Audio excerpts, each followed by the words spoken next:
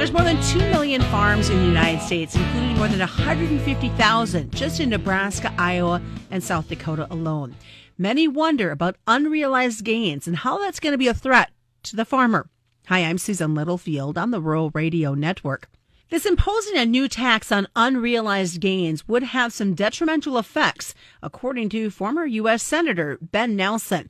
I asked him what his initial reaction was as he heard what's being pushed in Washington. Well, it was shocking, to say the least. It was just shocking that back in D.C., of course, back in D.C., the idea of rural is the distance and the superhighway between Washington, D.C. and Baltimore. There is no real understanding of rural America and family farms and small businesses like those of us who live out here have it. So they think that because they can come up with an idea, they can make it happen. And that's probably true because they have the authority. But it doesn't mean that it'll make sense. If you think about a family farm with a lot of acres and a lot of equipment and tools, that property, both the land and the equipment, has value. There's no question about it. But it's not in cash form. So in order to pay a new tax every year, which is no more than a guest tax, they might have to sell some of that property, the acreage or whatever, to pay the tax. It just doesn't make sense. You know, these unrealized gains, and you look, like you said, at the money that's tied up in land and equipment that hasn't even made the money yet for that year for that farmer or even rancher is going to be detrimental. We're going to see them just disappear. Yeah, absolutely.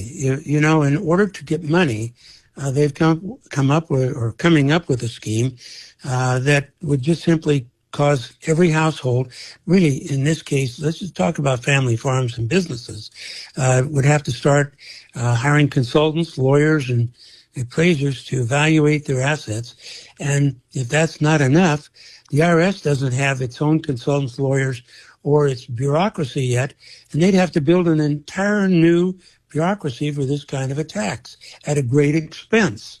You know, and you always ask the question, well, if not this, then what? Well, there's an answer to it. At the present time, there's a tax gap of almost $700 billion, and that's money owed under the law right now that isn't being collected. They need to focus on how to collect the money that's due right now that isn't being collected and move away from a classic idea of a guest tax and income that doesn't exist until it's, as you said, realized. Well, and I find it interesting that some of them are calling it a wealth tax. And Yes. if they reached out to those in rural America, they would know that sometimes wealth is just on paper and not in the bank account. Well, they want to tax that wealth that's on paper as opposed to that wealth that's realized. And it just isn't going to work. It's a guest tax to begin with. And they don't need to do it. All they need to do is focus on collecting the taxes that are due that they're not collecting right now. So what are some things folks in rural America can do to have these conversations with their delegation in Washington, D.C.?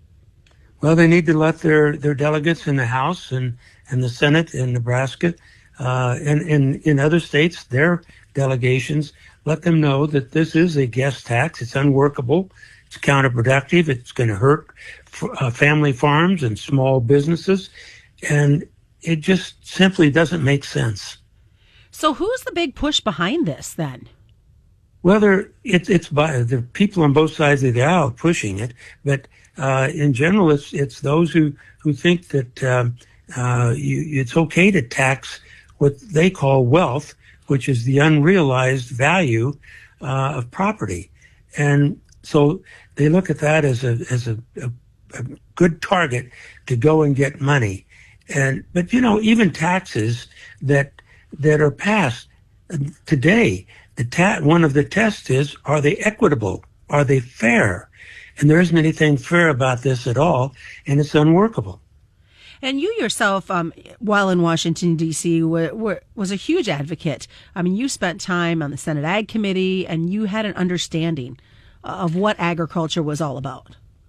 Well, you can't live in Nebraska very long without understanding it, and that's the good thing about the rural parts of America, that the same understanding doesn't always exist in some of the more rural areas of the country, and certainly I don't think there's a full understanding in Washington in general. The staffs, as well as a lot of the members of Congress, I don't think if they think it's wealth, it's just a source for money, and no matter what it would do, I don't think they would go out and intentionally try to sabotage family farms. I would never accuse them of that, but that's what this would amount to.